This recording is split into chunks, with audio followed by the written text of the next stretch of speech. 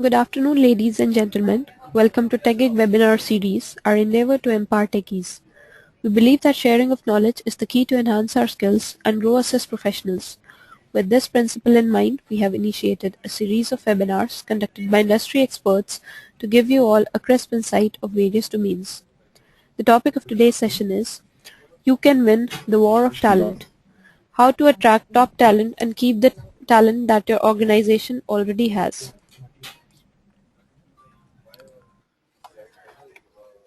Our guest speaker today is Mr. Satish Kumar, Head India Operations, Moog India Technology Center.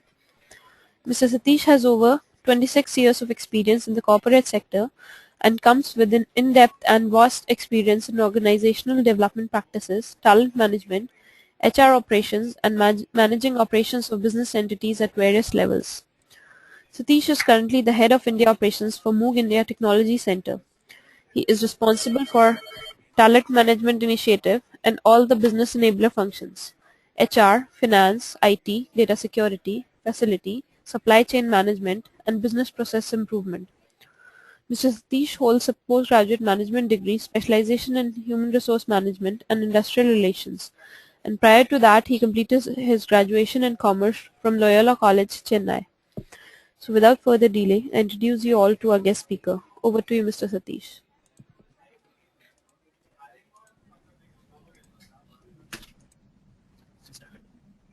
Mohni, thank you very much for introducing. Just opening up my screen, and welcome to everyone. Thank you for joining into my conversation. What I would be doing is take you through the talent management process that we primarily follow in our organization, and also give you all an examples of how very successful talent management processes work worldwide in various organizations. So to move on from my slide, I have few questions in my mind that normally anybody would ask from a talent management perspective. Does education pay? What do you mean by that? When we say does education pay, it starts from your beginning, from where you start from a primary school to ending up either as a postgraduate or a doctorate, and certainly it pays from a career perspective where you launch your basic career and you start your career in an organization. Certainly it pays. Next question I have is, can we boost productivity using this benefit? Certainly, the productivity can be boosted primarily if the top management, right from the CEO downwards, have complete faith and they are committed to the talent management processes that has been developed in any organization. What is the strategic importance of workplace culture? Very, very, very important, and it plays a key role in workplace culture. The culture must be set in such a way that people in the organization embrace the culture, which is primarily either it could be a learning culture, or it could be a talent culture, or it could be a development culture, but all put together, we have people and we have talented people in the organization. And that talent has to be nurtured and developed in the organization. Primarily it comes from culture. How does it help high potential recover from missteps? All of us, I'm sure, strongly believe that it is not easy to attain perfection in life or in profession. So when it comes to missteps, it is primarily you're missing out from being extremely perfect. So it is not that you have missed the entire process of your performance or entire process of your professionalism. It is just that one or two steps here and there, which could be due to a blind spot, or it could be due to an error, or it could be something that you have not absolutely paid attention to. And if at all a missteps happens, it's a learning process. What I would say is that it's an experience. Once when you know is that's a misstep, you're not going to make that mistake again.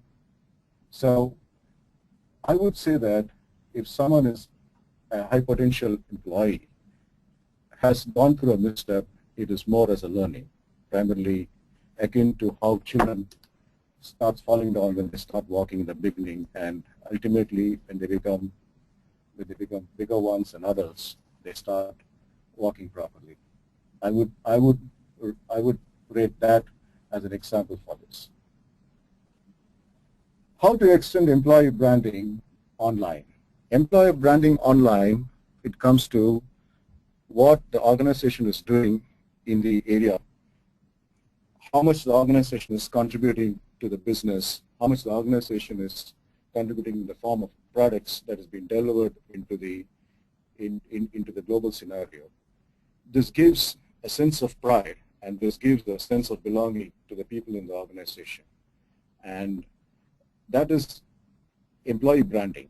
But when it comes to employer branding, in online exercise, one can put in experiences of how much the employer is caring for the employees and how much the employer is investing in developing employees in the organization, where a person outside of the organization looks into or gives a view about what the organization is all about, will get a complete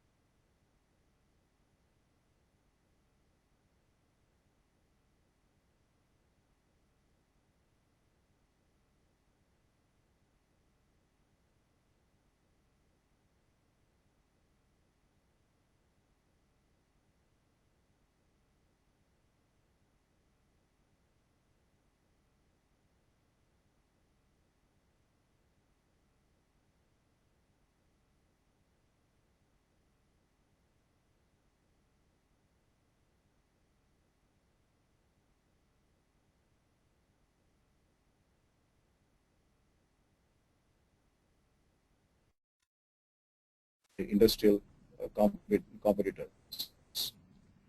How to continually improve onboarding. Onboarding is something like saying that we have done it today, but learning lessons from what we have done and improving from the lessons learned based on primarily the feedback given by the people who are onboarding, as well as the experiences of the people who have been part of the onboarding exercises from within the organization. That would give us, at one level, continued improvement onboarding. At the next level, the onboarding improvement will happen from learning best practices of how much mature organization and well-respected organization are practicing. Nothing wrong in learning those, and then assessing what are those that is most important and which can be implemented in the organization. Because best practices in one organization need not necessarily be best practice in your own organization. And that's the maturity the captains of the organization need to have to identify what are those best practices which can be implemented in the organization.